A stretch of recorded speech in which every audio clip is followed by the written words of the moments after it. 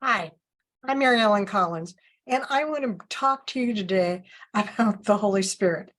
I uh, I think the Holy Spirit is the AAA of the Trinity. I mean, through our life, the Holy Spirit guides and directs and convicts us and walks with us, and sometimes He uses us, and sometimes He uses others. And I want to share with you some stories. First of all, I'm just so pleased that you have spent you're spending your precious time with me. I'm bringing you this Monday morning ministry moments. I have to tell you that I heard a sermon today about the Holy Spirit, and it just resonated with me. We know that the Holy Spirit is our helper, the consultant. He guides us and convicts us to do something even when we don't understand why. Those are the things that I find most interesting. But the pastor this morning shared a story that he had been to Colorado and had gotten stuck in a ditch on an isolated mountain road. Some cars came along and passed him by. Finally, he was able to call AAA, who was not only able to rescue him in a very short amount of time, but checked in on him afterwards to ensure his safe arrival. He talked to us about the Holy Spirit being much like AAA. A call away. We just have to call on the Holy Spirit to help us, to check in on us, and to guide us on our journey. I'll tell you, coincidences happen to me all the time. I was always told that a coincidence was God's way of remaining anonymous. But these things happen to me all the time, and I know they happen to you too. I get nudged to do something, call someone. Sometimes it is above and beyond what I think I can do or I have the courage to do. I find that I will get someone on my mind and I can't let go of it. When I reach out to them, there's always a reason. It was definitely the Holy Spirit that was nudging me to create action.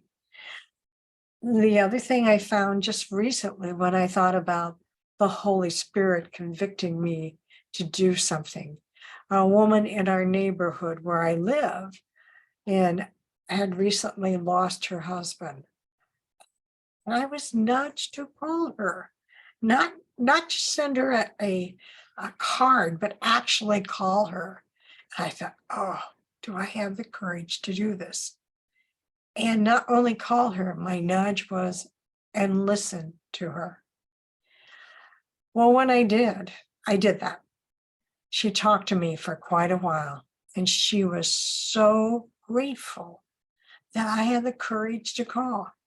Her grief was profound, but all I did was listen. Such a simple gift for such a tremendous loss. I have to share another story with you where God used someone else to give me a wake-up call.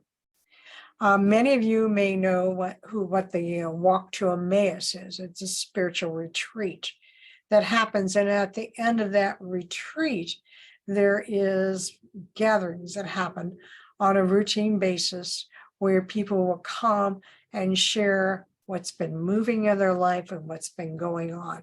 And these are called Emmaus gatherings. So during the Emmaus gathering that I went to, there was a section of the program where there was an open mic and people could come and talk about what was going on in their life and what they needed prayer for. Well, during the open mic, there was a woman approached the mic and talked and talked and talked some time about the pain, quite some time about the pain in her life. As you can imagine, as you would look over the crowd that was there in the church, they became restless. They began moving back and forth. You could actually hear some grumbling. And you could hear some people getting just really restless. And there was a man next to me who nudged me He actually tapped me on the arm and he said, "You're not listening." I said, "What?" He said, "You're not listening to her. She needs to be heard. You will too sometime." Well, I was humbled. I straightened up and I paid attention. Then I looked back to my left and the man was gone. I believe the Holy Spirit used this man to convict me.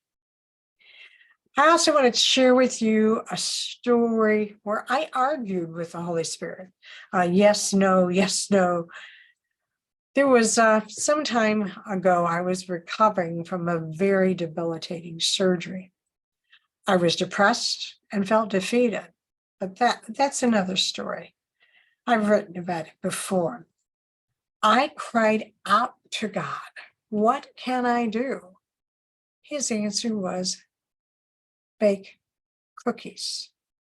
What? Bake cookies? So the cookie lady was birthed.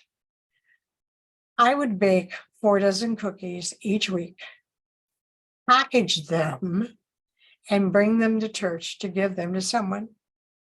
I would sit in the back of the church, deciding who I thought should get the cookies I had prepared. I would home in on someone and I would hear loud and clear, "No, they haven't. So-and-so has really had a hard week. Give them the cookies."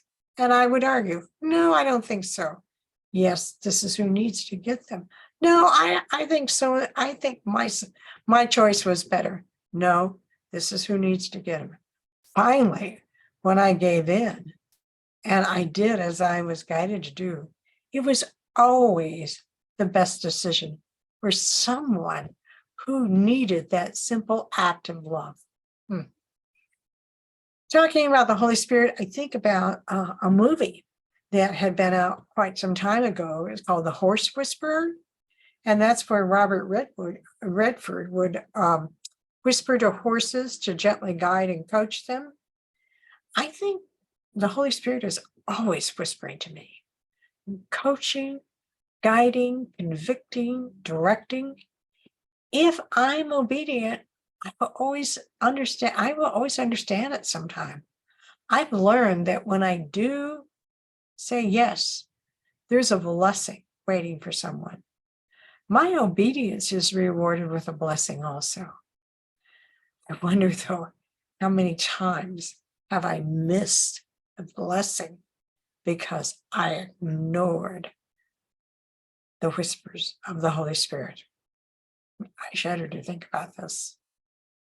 I believe the Holy Spirit works in me and draws me to do something for others, to step out of my comfort zone and be bold. So my lesson is to obey and not to question too much. Does this happen to you? Do you do things you really don't understand why you're doing it? What happens to you when you step out in obedience and boldness? I always feel blessed. Blessings are there for you too and others. Be bold and step out. If you're aware of other motherless daughters, please share this message with them. And I want to hear about your stories you have where you have been obedient and stepped out. As we end our time together, I want to leave you with your prayer and ask you to just listen and be obedient. And we'll see you next Monday. Bye.